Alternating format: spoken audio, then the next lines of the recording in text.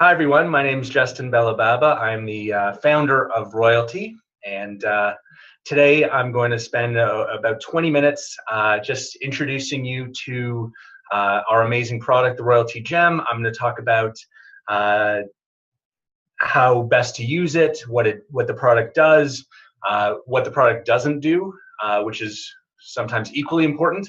Talk about some of the main use cases, the main customer groups that we're having success selling to.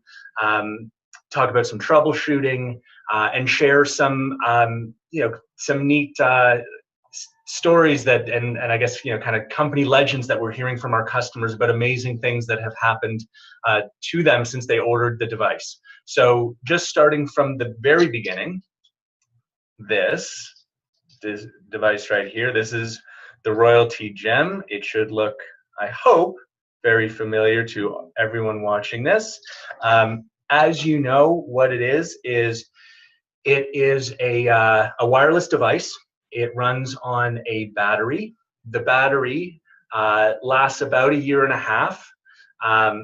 And what the device does is it sends out a unique Bluetooth signal up to 100 yards in every direction. And what makes this device so amazing is we've been able, through some pretty creative software development, we've been able to cause a notification to appear on any Android phone within 100 yards of one of our devices. And that notification can say pretty much whatever the owner of this device wants it to say. Why do we think this is such an important breakthrough? Why do we think this is such a revolutionary product? I just want to explain a little bit about the history of these wireless devices. Some people call them wireless beacons. These devices have been around for about 3-4 years in corporate use, mainly, almost exclusively used by large companies. So Walmart, for example, uses them extensively. Target uses them extensively. CVS uses them extensively. Large stadiums as well. The way that they've always used them is they had one thing in common. First, the customer, the user, the owner of the phone had to download an app onto their phone. And once I downloaded, for example, the Walmart app, when I went into Walmart and I went to, let's say, the produce section, maybe I'd get a notification that apples were on sale, but only if I had the app. Or if I go to Target and I go near the kids' shoes, maybe I get a notification that the shoes are on sale. But again, only if I had the Target app downloaded on my phone. So that was fine for the big companies, but it excluded the 150 million small business owners out there in the world today. And it excluded them for two really, really important reasons. First, you had to build an app. So you had to invest $10,000, $20,000, $30,000 into building an app. And for many business owners, the cost was just too high. But that's actually not the most important reason. The most important reason why small businesses weren't able to use this technology was relevance. I don't know about you, but I've got more than enough apps on my phone. I'm kind of tired of new apps, and I'm certainly not going to download an app for a restaurant that I only visit, twice a year. I'm just not going to do that. So for that reason, as a small business owner, I'm not able to make use of this technology because I always historically had to build an app and get people to care enough about me to download an app. And for a small business owner, both of those were non-starters. So what makes what we're doing so exciting is we are the first company to build the software links right into the Android operating system. And so now anyone with an Android phone within 100 yards of our device can now receive a notification without downloading an app. There is no app required in order to receive a notification from one of our devices. So all of a sudden, small businesses can promote themselves to the 1.5 billion Android users out there. And by the way, Android in North America represents about 60% of the smartphone market. So that's Samsung, that's LG, that's HTC, a lot of Blackberries. It's 60% of the North American market. It's 88% of the worldwide market. So you're talking about the majority of smartphones out there. And all that, to receive one of our messages, all that the phone needs to do is have their Bluetooth turned on, which is today about 70% of phones have Bluetooth on. So I don't want to set the expectation that this works on every phone every time, because it doesn't. But it will work on 60% of phones, Android phones, as long as they have Bluetooth on, which is 70% of the time. So roughly half the phones in any given situation will receive notifications from us, which we think is pretty amazing. One important thing about where the notifications appear is this. Our goal is not to annoy anyone. We don't want to be perceived as spam. We certainly don't want people to turn off these notifications. So our notifications do not cause the phone to vibrate. They don't cause the phone to ring. Okay. What they do is they will appear in the notification section of the Android phone. And for any Android users out there, you know that you check your notifications by pulling down your notification screen. And you probably do this, 20, 30 times a day. And so that's where our notifications appear, not on the lock screen, not on the home screen. There's no vibration happening. It's when they pull their notification screen down, that's where our notifications appear, alongside their new emails, their missed calls, their new text messages, their Facebook notifications. Everything that's new is on the notification screen, and that's where our notifications appear. And that's important that you understand that, so when you're demoing the device, you're not setting the expectation that the notification is going to be on the home screen, because it probably won't be. It will most likely be on what's called the notification screen. Another important thing is the notification is only present on the device when the user is within range of the device. So some people ask me, would it be a good idea to place a device on the side of the highway? And the answer is no. Please, please, please don't tell people to put the device on the side of the road and think they're going to get lots and lots of hits on their Facebook page or their website. That's not going to happen. And the reason is simple.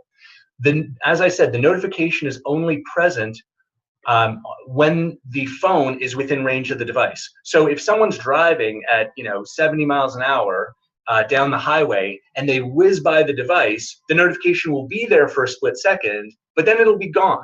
It won't be there when they get home. So what you want to do is you want to encourage people to use the device in a way that will actually cause people to see it on their phone. So what we recommend is keep a device on your keychain, and that way when you're at the coffee shop, at the restaurant, when you're riding the subway to work, when you're out at a football game, places where people are looking at their phones, that's where you're going to get the most bang for your buck. Okay, these are called, in our world we call it places that have high dwell time. So places that people spend 5, 10, 15, 20 minutes. That's what's going to generate the most action, the most clicks on the device, not placing it, like I said, on the side of a highway. Speaking of the best use cases, something that's important for you all to know is our devices, the notification will show a 40 to 50 character text string, and it'll display a web link, like a URL. We can link directly to any secure website. What's a secure website? A secure website starts with the letters HTTPS. S means secure. So a website that starts HTTP, we can't link to directly. So what we'll do is we'll create a landing page on royaltie.com, and we will link the notification through the secure royaltie.com domain to the unsecured website. That's fine. We can do that, and we do that for a few thousand customers. But in our opinion, that is not the best use of this device. The best use of the device is to link directly to a secure website, so an HTTPS site. And within that, what we've managed to do is we can actually we can link directly to the major social media sites. So we can link directly to Facebook, we can link directly to Instagram, to YouTube, to LinkedIn, to Twitter, to Yelp. Any of the major social media sites you can think of, those are all secure sites. And here's the best part. If you link directly to a Facebook, for example, a Facebook page, the Facebook icon will appear in the notification.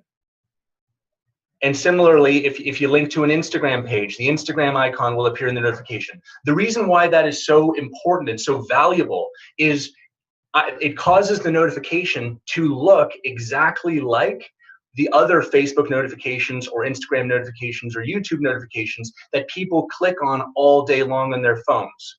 So linking to these social media platforms, because it displays this icon, we get much, much, much higher engagement and click-through rates. So when you're talking to customers about the best way to use these devices, we strongly encourage linking to one of the major social media platforms. On that subject of best use cases, I want to talk about sales a little bit. There are three main groups that we are having the most success with from a sales standpoint. Okay, and I want to share with you who those groups are, who they are, so that you can incorporate that into your own marketing plans. So group number one, and this is actually a term that I didn't know before, but I've learned in the last week or so, and I really like. They're called solopreneurs. Okay, so these are entrepreneurs, these are business owners who operate kind of on their own as an independent business owner. So I would include realtors in that category, personal trainers, insurance brokers, network marketers or affiliate marketers, marketing professionals in general. This group has been the most successful in terms of our sales efforts. The way that they're using our devices is they are keeping a device on their keychain. And by the way, when we ship our devices, you can see we include a key ring so they can go right on the keychain. So this now, our device acts for them like a digital billboard, marketing their personal brand and their services anywhere they go. And they're giving one to their spouse, and their spouse is putting it on their keychain as well. Maybe they're keeping one in their car or in their office. But that group of people has been very, very quick to adopt this technology. So that's category number one. Category number two is the storefront business owner. So restaurant owners, salons, fitness clubs, stores, boutiques. Now, the way that we present this product to the storefront business owner, we don't emphasize the idea of like using this device to bring people off the street. That's fine. There's nothing wrong with that per se, but we don't think that's the best use case for our technology with this customer group. The way that we present it to them is we say, think of this as a way to upsell all of the customers that are already on site on something that you want them to buy from you, or something that you want them to engage in. So, it could be a restaurant owner asking people to leave a review of their restaurant while they're sitting at their table. It could be a restaurant owner saying, hey, we've got half-price appetizers during the football game. It could be a salon owner. You know how people are constantly on their phone when they're in the salon, letting people know that today is $20 off shampoo or hair products or whatever. So a great way to upsell your existing customers on other offers that you want your customers to take advantage of. So that's the storefront business owner. The third category is the mobile service professional. So this could be anyone from contractors to plumbers to roofers to anyone who, when you think of their primary business, it happens out of a truck. They're not generally the most sophisticated when it comes to marketing.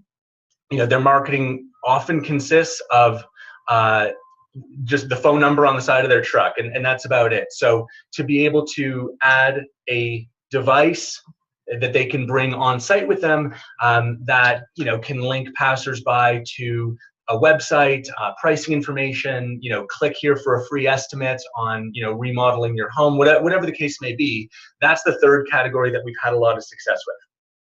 So having spoken about that, I want to spend a couple of minutes talking about troubleshooting, because I want to equip you with the major reasons why people think that their devices may not be working perfectly, so that you can quickly and easily diffuse any of those situations. So first, I want to make it very clear and assure all of you that the devices all work. We wouldn't ship them from our office without testing them very, very carefully. So when they leave our office, the battery is fully charged, the devices are fully tested, the devices definitely work. That being said, when someone receives the device, they are not necessarily fully versed in how to make sure that it works on their device. So I want to tell you about just some of the obvious reasons why they may not see a notification on their phone. So the first obvious reason is they're using an iPhone. So if they're using an iPhone, sorry, it's not going to be on your phone. So let's make sure that first of all they're using an Android phone. Okay. Once we've confirmed that it's an Android phone, please confirm that their internet is turned on. And the way to do that is obviously just go to like any website, google.com, for example. That's going to solve, between iPhone users and internet not being on, that's going to solve about, 40, 50% of the problems. Once we confirm that it's an Android phone, internet's on, please confirm that Bluetooth is turned on, and you can do that easily by just asking them to turn off their Bluetooth and turn it back on. Then let's make sure that we're looking in the right place for the notification. As I said at the beginning, the notification is not going to be on their lock screen. It's not going to be on their home screen. The notification is going to be on their notification screen, which any Android user knows. On virtually all models of phone, you pull down from the top. That's where the notification is. Okay. So now with these few tips, we've now addressed about 98, 99% of problems people think that they have. There are two other possibilities to address the last kind of 1 or 2%. One possibility is that they're using a very old Android phone, so something from before 2014, and they haven't updated their software in the last like 3-4 years. It's possible that on those very, very antiquated phones, it's not our devices won't work perfectly, but we're talking about like a very small fraction of users out there. And the last possibility is, for some reason, they've decided, for personal reasons, to jack up their privacy settings so that no notifications come in from anything. That is, again, very rare, but it does happen now and then. So just something to be aware of, that if they're using a modern Android phone and their internet is on and their Bluetooth is on and they're checking their notification screen, that it's possible that they've got some weird setting, in terms of privacy that's blocking all notifications. But that's something that you can easily address. But again, I want to emphasize that with those tips, you're gonna be able to handle 99.99% of any objections, because, like I said, the units definitely all work when we ship them. So that's troubleshooting. I want to just touch on sales just a little bit more. I've been in sales for a number of years, and my belief around about sales is whatever the product is, people make an emotional decision about it quickly, and then we use our logic and our rational mind to justify the emotional decision that we've already made. So because of that, I really believe in creating I'll say an emotional response, but I don't mean like I'm not telling stories that are going to bring tears to people's eyes. What I mean is I want to tell them something that is, I want to tell them an amazing story about a product, like a true story about, something that one of our other customers experienced, to make them think in their head, wow, that's pretty cool.